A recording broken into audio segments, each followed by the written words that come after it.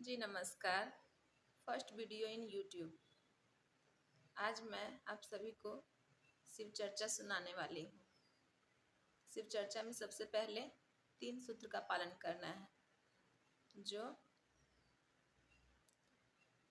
हरिद्रानंद भैया हम लोगों को बताए हैं। देव के देव महादेव के चरणों में कोटि कोटि प्रणाम करती हूँ। पार्वती मैया के चरणों में कोटि कोटि प्रणाम करती हूँ। जितने भी देवी देवता हैं सभी के चरणों में कोटि कोटि प्रणाम करती हूँ। हरिद्रानंद भैया के चरणों में कोटि कोटि प्रणाम करती हूँ। नीलम दीदी आनंद के चरणों में कोटि कोटि प्रणाम करती हूँ। जितने भी गुरु भैया गुरु बहना है सभी के चरणों में कोटि कोटि प्रणाम करती हूँ।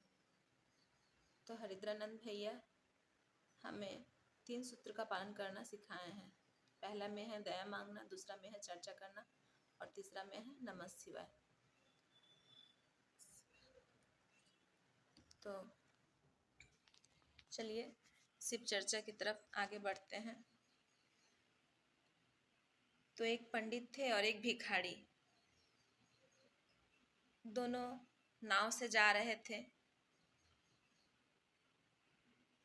तो भिखारी सारा दिन में 3 ही पैसा कमाया था। तो भिखारी नाव में जब जा रहा था तो उसे बैठे बैठे अकेले अच्छा नहीं लग रहा था, रास्ता भी काफ़ी लंबा था। इसीलिए उन्होंने पंडित जी को कहा कि पंडित जी आप हमें कोई कहानी सुनाइए। तो पंडित जी बोले कि मैं तो जात का पंडित हूँ, बिना पैसा लिए तो मैं कुछ भी नहीं करूँगा, तो तुम मुझे पैसा दो तो मैं तुम्हें कहानी सुनाऊँगा। तो भिखारी ने कहा ठीक है, 1 पैसा है, ले लीजिए आप और हमें कहानी सुनाइए। तो पंडित जी बोलते हैं कि दिल के बात दीवालों से नहीं कहना चाहिए।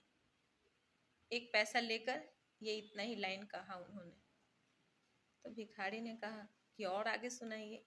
तो बोलते हैं 1 पैसा का इतना ही कहानी है, और अगर सुनना है तो दूसरा पैसा दो तो मैं दूसरा कहानी सुनाऊंगा। तो भिखारी ने कहा कि ठीक है, आप ये पैसा ले लीजिए, दूसरा पैसा, और मुझे दूसरा कहानी सुनाइए।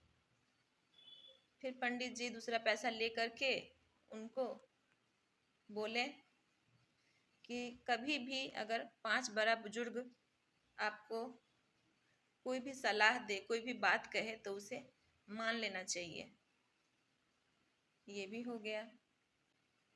अभी तो हम लोग पहुँचे भी नहीं और 2 कहानी भी ख़त्म हो गया और मेरा 2 पैसा भी ख़त्म हो गया। अब 1 पैसा बचा है, आप ये पैसा भी ले करके मुझे तीसरा कहानी सुना दीजिए। तो पंडित जी ने कहा ठीक है, तीसरा पैसा दो और तीसरा कहानी मैं बोलूँगा। तो तीसरा पैसा लेने के बाद उन्होंने कहा कि कोर्ट कचहरी में कभी भी झूठ नहीं बोलना चाहिए, कोर्ट कचहरी में हमेशा सच बोलना चाहिए। बस कहानी ख़त्म हो गया, नाव से पार हो गए। भिखारी ने कहा कि नाव से तो मैं पार हो गया हूँ और कहानी भी सुन लिया हूँ। इसलिए पंडित जी को प्रणाम करके वह आगे बढ़ा। जब वह जाने लगा तो उसे रास्ता में कुछ लोग मिले, जो भिखारी को कहने लगा कि ये भिखारी इधर सुनो, यहाँ पे एक औरत की लाश पड़ी हुई है, आप इसे ले जा करके नदी में प्रवाह कर दो। तो भिखारी को पंडित जी का बात याद आया कि उन्होंने कहा था कि बड़ा बुजुर्ग का बात मान लेना चाहिए। इसीलिए उन्होंने उस लाश को ले जाके नदी में प्रवाह करने के लिए उठा के लेके जा रहे थे। तो जैसे उन्होंने उठाया तो लाश में से सोना चांदी के सिक्का नीचे झर के गिरने लगे। जब सोना चांदी के पैसा नीचे झर के गिरने लगे तो उन्होंने सारे पैसे उठा लिए और लाश को नदी में प्रवाह कर दिया। फिर वह वापस अपना घर लौटे। जब घर लौटे तो रोज़ दिन अपना पत्नी को सोने चांदी का 1 सिक्का देते और बोलते जाओ बाजार करके ले आओ। पत्नी जाती ले आती। उन लोगों का आर्थिक स्थिति थोड़ा ठीक हो गया, अच्छा अच्छा कपड़ा पहनने लगे, अच्छा अच्छा खाना खाने लगे। तो सब लोग देख कर के वह बोलने लगे कि क्या बात है, जो भिखारी के पास इतना पैसा कहाँ से आ गया है कि वह अच्छे अच्छे कपड़े पहनने लगा, कहीं से चोरी करके लाया है क्या? यह बात जानना पड़ेगा। तो उनकी पत्नी को सब लोग पूछने लगे कि क्या बात है, से तेरा पति कहीं से चोरी करके लाया है क्या। तो वो अपना पति से पूछने लगी कि क्या बात है, आप इतना पैसा कहाँ से लाए हैं, कि आप चोरी किए हैं क्या। तो उनके पति बोलने लगे कि तेरा दिमाग खराब हो गया है क्या, मैं कहीं से चोरी करके नहीं लाया, यह मेरा मेहनत का पैसा है। तो वह मेहनत का पैसा है। तो वह बार बार पूछती, पर ये तो बोलते ही नहीं। इन्हें पंडित जी का तो बात याद था कि दिल का बात दीवालों से नहीं कहना चाहिए, दीवालों के भी कान होते हैं, कहना चाहिए, दीवालों के भी कान होते हैं। यह बोल ही नहीं रही है, पूछे जा रही है, पर भिखारी बताता ही नहीं है। इसीलिए फिर रोज रोज पूछती पत्नी कि कहाँ से लाए, कहाँ से लाए। तब उन्होंने बोल दिया कि जाओ सबको बोलना कि एक अकमन होता है जो भोलेनाथ को चढ़ाया जाता है, अकमन का फूल, उसको तोड़ करके अपने आँखों में रख लेने के लिए, इसको रखने से पैसा झड़ के गिरने लगेंगे। उन्होंने उल्टा बोल दिया। अब बहुत सारी औरतों को उनकी पत्नी जा कर के बोली कि अकमन का फूल तोड़ तोड़ के अपने आँखों में रख लो तो पैसा झड़ के गिरने लगेगा। सब औरत ऐसे ही किया, बस ऐसा करने से सब लोग अंधे हो गए। तो अंधे होने के बाद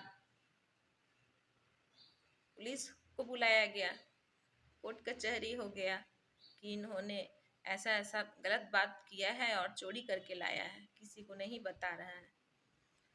तो उसके बाद भिखारी को पकड़ के पुलिस ले गया।